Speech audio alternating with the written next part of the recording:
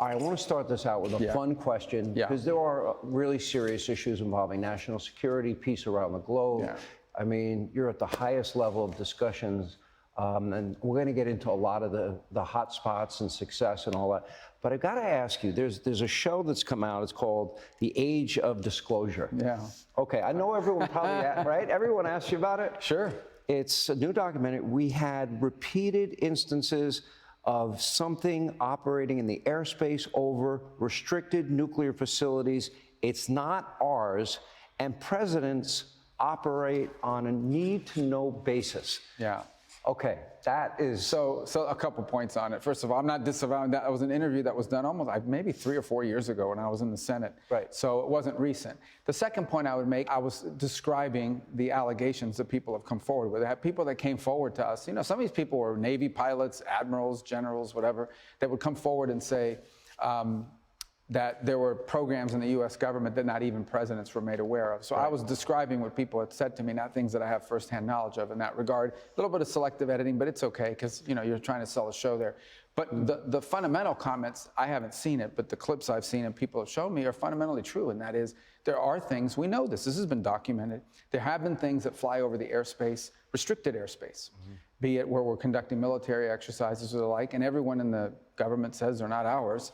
And so what I worry most about, just me personally, is that some adversary, another country, for example, has developed some asymmetric capability for surveillance or the like that we just are not prepared for. You know, we're looking for missiles and fighter jets, and they're coming at us with drones and balloons. I remember, you know, when NORAD turned on the radars and started looking for balloons, all of a sudden they spotted a bunch of balloons flying overhead, and 90% of them were innocent, you know, things. A couple of them were Chinese. And so, but we never look for balloons because our radars aren't trained for that. So that really was the point I was trying to drive at. I can't comment on the rest of the documentary. It has, as I said, claims from people that were former admirals, naval fighters, people with high clearances in government. Some of them are pretty spectacular claims. I'm not calling these people liars. I don't have independent knowledge that what they're saying is true. The one observation I had is we had people that did very important jobs in the U.S. government who are saying these things. So we have people with very high jobs in the U.S. government that are either A, liars, B, crazy, or C, telling the truth. And 2 of those 3 options are not good. Those but are I don't know the options. answer. I don't know the answer. I don't have any point of, you know, I don't want to call them liars. I just don't have any independent way to verify everything they said.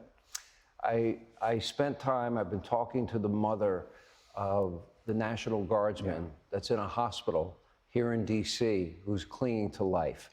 The issue of the vetting of Afghan nationals. You know, we learned that so many of them had so many warning signs, and I'll put up on the screen the statistics. We took in 76,000. There were over 5,000 that never should have made it into this country. We were assured repeatedly by the Biden administration that they had been vetted. There's no way that many of them could have been vetted. 886 of them, I'll put that on the screen, also are at large in the country as we speak. You put a pause on this, the State Department has, the President has, Kristi Noem has spoken out.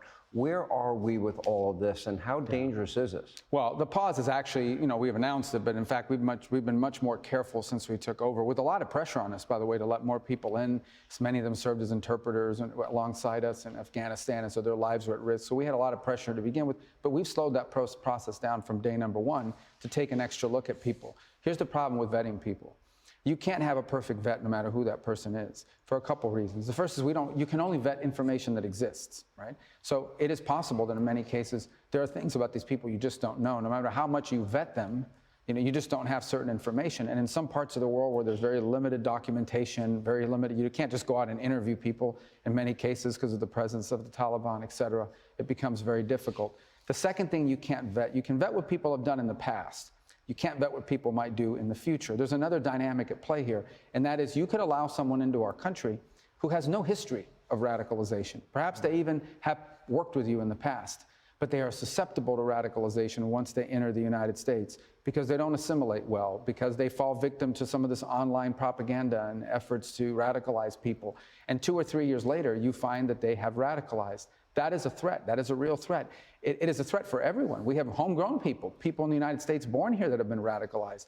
But I do think it is a higher threat among people that come from cultures and backgrounds that make it harder for them to assimilate once they get into the United States, and that make them vulnerable to Arabic language, for example, propaganda by ISIS or Al-Qaeda or any of these other groups that are looking to radicalize people.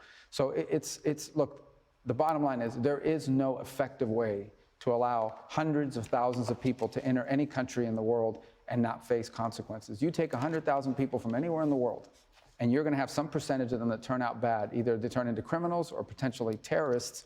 I think that threat is heightened when you come from places that have terrorist movements that would target these people for radicalization once they enter our country. There seems to be some misunderstanding. I call it the Trump doctrine. I have my definition of it. Okay, I agree with the president. I don't want America involved in forever wars ever again. I agree with that part. But that does not mean isolationism. There seems to be a group of Americans that misinterpret what the president means. As examples, in his first term, he wiped out the ISIS caliphate. He took out Soleimani on that tarmac. He took out Baghdadi and associates. He dropped the mother of all bombs on Afghanistan. I don't know how anybody could think the world's not a safer place by taking out Iran's nuclear sites. That's not isolationism. That is American force used for good. And 12 days later, Israel and Iran stopped fighting. Well, the way I would describe it, it's not isolationism. It's also not adventurism, which is this argument that others have fallen into, that somehow there's a problem in the world, and the only solution to it is for the United States to send military assets to go solve it. What the president has done is number one, he defines what's in the core national interest of the United States. There's a lot of terrible things happening in the world. Not all of them are at our core national interest. Number two, he defines what the outcome he wants. And number three, he takes actions that are very specific and limited to getting the outcome that's good for our country. So the case in point is Iran. Iran had these nuclear facilities. We know what they were. We've known what they were for a long time. And the president conducted a precise campaign. It wasn't a prolonged war. It was a 24-hour operation. B-2 bombers left the mainland of the United States, came over a defined target, dropped payload, 14 missiles or 14 rockets right into the holes of those facilities. The bunker busters turned around and went home. And that's it. It didn't involve 5 days of fighting. It didn't involve 15 days of fighting. It didn't involve ground troops or 6 months. He had a goal. The goal was we were going to destroy this nuclear facility. We were going to obliterate it. He went in. He did it. He got out. We were done. We achieved our objective. The objective was the destruction of the nuclear facility, which was achieved without entangling America in something broader than that. That's a great example of the limited and strategic and focused use of American power to achieve something that's in our national interest. It was in our national interest not to have Iran have a nuclear program that can be turned into a weapons program that could one day threaten the United States. And the president found an opportunity to do something about it, and he did it. We talk a lot, and a lot of people talk in the Make America Great Again movement about America first, and I believe in America first, but I also believe that we have to have insight, wisdom, understanding that goes along with that. And it seems like every one of the examples I just gave you, where the president did use the might of the U.S. military, it's against radical Islam. And that threat, I think, when people are chanting death to Israel, when they're chanting death to America, specific threats against our country, I have not forgotten 9/11/01. What is the nature of radicalism that maybe some people don't understand why it's in America's first interest? Because ultimately, all radical Islamic movements in the world identify the West writ large, but the United States in particular, as the greatest evil on the earth. And every chance to have the notion that somehow radical Islam would be comfortable with simply controlling some province in Iraq or Syria is just not borne out by history. Radical Islam has shown that their desire is not simply to occupy one part of the world and be happy with their own little caliphate. They want to expand. It's revolutionary in its nature. It seeks to expand and control more territories and more people.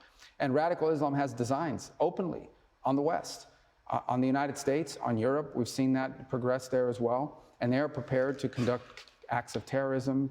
In the case of Iran, nation-state actions, assassinations, murders, you name it, whatever it takes for them to gain their influence and ultimately their domination of different cultures and societies. That's a clear and imminent threat to the world and to the broader West. but especially to the United States, who they identify as the chief source of evil on the planet.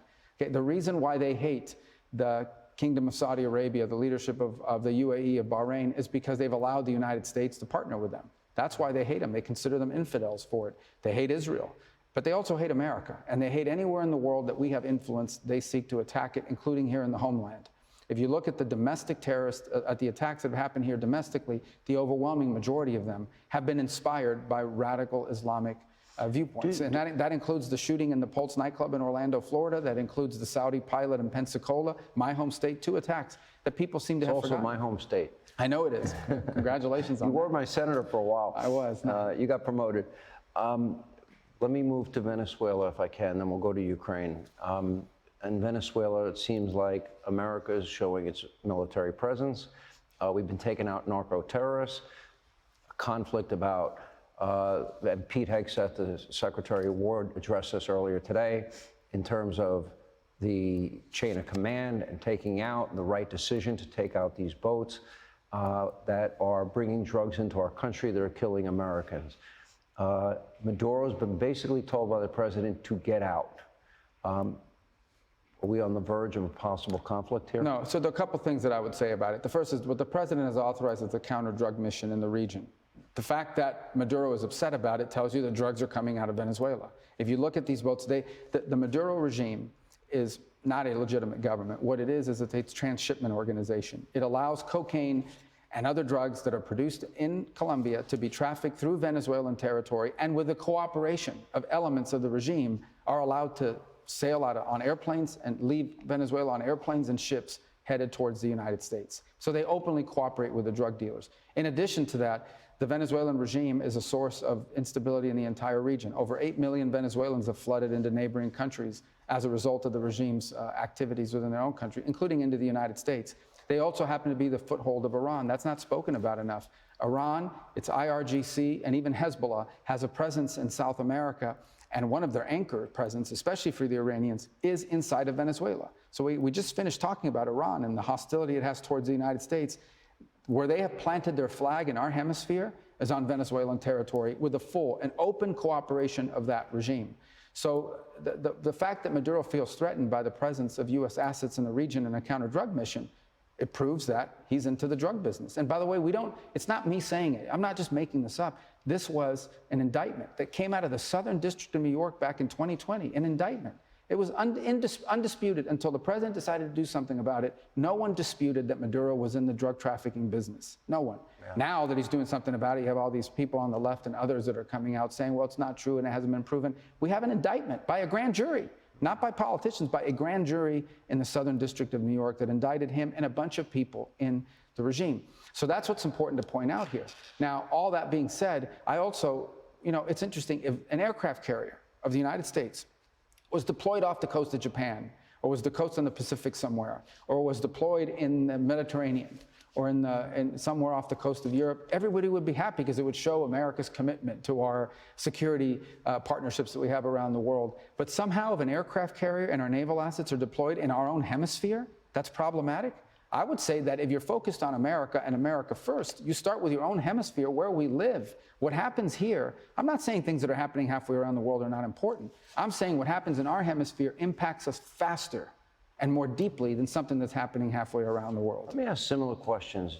Do you think, especially with the drought issue that Iran is dealing with, and Maduro basically pretty much being told by the president to get out, are we possibly on the verge of looking at regime change in both countries? Well, look, at the end of the day, we're Maduro, and his problem basically is that this is a guy, if you wanted to make a deal with him, I don't know how you do. He's broken every deal he's ever made. Now, that doesn't mean you shouldn't try. If you can work out a way that, you can bring stability to the hemisphere, you can make Venezuela help be a country that isn't the base for Iranian influence against and activities against the United States. You could have a Venezuela that didn't traffic in drugs and didn't send people to our country like Tren de Aragua gang members and the like. That would be great. The problem is Maduro has made 5 deals with different parties over the last 10 years and has broken every single one of them. The Biden administration made a deal with Maduro. No one talks about this. He made a deal with Maduro. Here was the deal. Maduro asked that his nephews, convicted drug traffickers, be released from U.S. prisons. He asked that his chief money launderer, his money man, his bag man, be released from U.S. custody before he stood trial. In exchange, he promised to hold free and fair elections. He got the nephews back, the drug dealers. He got the bag man back, and he never did the free and fair elections. He stole the elections. They stole the elections. They suckered Joe Biden. They're not going to sucker Donald Trump. And so that's really the fundamental problem we have here. I think the president is a unique figure in modern American history. He's prepared to sit down and meet and talk to anybody. Okay? He just met the other day with the president of Syria, who has, an interesting past, to say the least, in terms of his past activities. He's willing to meet with Putin. He's willing to meet with Xi. He's willing to meet with Kim Jong-un like he did in the first term. He's willing to meet with anybody. But at the end of the day, there has to be somebody that you can actually make a deal with. We've made a deal with the Chinese, but Maduro's never kept a deal. That doesn't mean the president won't try. It doesn't mean we shouldn't try. Let me ask you, maybe you spent the most time, and the president's been clear that he thought Russia-Ukraine might end up being the easiest peace deal to make. He said it ended up being the hardest. It is the hardest. Your recent comments show some optimism. And you recently said you had the most productive, meaningful meetings that you've had, that your goal is for a prosperous future for Ukraine, and your goal is to never have war again. Yeah. There's no other way to really explain it. It's clear that President Zelensky at this point is ready to make peace. The more difficult party, as an outsider looking in, you can correct me if I'm wrong, seems to have been Vladimir Putin. Where are we in the process for you to make, for you to seem more optimistic than I've heard you publicly before? Well, first of all, I'll say, in terms of the president saying it's the easiest conflict, I think what he's really saying is it's the most illogical war. It's the one you logically would conclude you should end, because no one's really winning that war in traditional sense of winning. The Russians 7,000 Russian soldiers are being killed a week. Okay, 7,000 is more than what we lost in some of the wars we fought in its entirety. They're losing 7,000 soldiers a week just on the Russian side, not to mention the destruction on the Ukrainian side. What they're literally fighting over now is about 30 to 50 kilometer space in the 20% of the Donetsk region that remains. And so what we have tried to do, and I think have made some progress, is figure out what can the Ukrainians live with that gives them security guarantees for the future, they're never going to be invaded again, allows them not just to rebuild their economy, but to prosper as a country, be a country that has an economy that grows, theoretically, doing the right things. In 10 years, Ukraine's GDP could be larger than Russia's. These are the kinds of things. Stop the war, make sure they never get invaded or attacked again, protect Ukraine's longstanding and long-term sovereignty and independence so that they don't become a puppet state, they're actually independent and sovereign, and allow their economy not just to recover, but to prosper and turn it into a story of prosperity. That's what we're trying to achieve here. So what can Ukraine agree to, given all the dynamics that I've just described, and what will Russia agree to? And at the end of the day, it's not up to us. It's not our war. We're not fighting it. They're not American soldiers. It's on another continent. We are engaged because we're the only ones that can. European countries, there's no one else in the world that can do this. The Chinese can't do it. The only leader in the world that can talk to both sides and make a deal of a deal as possible is President Trump. And he's been very patient. He's dedicated a lot of time to it. A lot of the top people in his administration have been involved in this. We are trying to see if we can bridge the divide between both sides. To do that, we have to talk to both sides. We have some irrational people involved in this issue. Okay? People who believe that we should only talk to the Ukrainian side and not talk to the Russians at all. You can't end a war between Russia and Ukraine without talking to Russia. Right. But you also have to take into account the Ukrainian position. They've been very brave in how they fought. But we think that now is the ideal time for both sides to end the war. And if there's a way to bridge the divide between the two sides, we're the only ones in the world that can do it. And that's what we're trying to do. Ultimately, it's going to be up to them. If they decide they don't want to end the war, then the war will continue. But we're going to try to bring it to an end, and I think the president should be commended for that, not attacked for it or criticized. Some of these people have this notion that our policy should be just continue to fund Ukraine an unlimited amounts for as long as the war takes. That's not realistic. That's not reality. And that's not going to happen. And we've been saying that for a long time. Well, you can't sustain the scale and scope of it. And I also think it's realistic for Russia to continue this war for 4 or 5 years. I would have thought on paper that Russia would have rolled over them in 3 weeks. And wow, the president at one point said... What people forget, Sean, is that at some point in this war, Russia controlled substantially more territory in Ukraine than they do now. The Ukrainians, if you look at what that map looked like in March or April after the invasion, or May, 3 months after the invasion, and what it looks like now, the Ukrainians have pushed the Russians way back from where they were. So they've already achieved tremendous things because of their bravery, their courage, and how hard they have fought. But there's also the reality. This has now become a war of attrition. And sadly, The Russians have shown their willingness to sacrifice 7,000 soldiers a week in an effort to achieve this. Putin a couple weeks ago said, it may take long, we are going to achieve our objectives. It may cost more and take longer than we wanted to, but we will get it done. And so I actually think that's their mentality.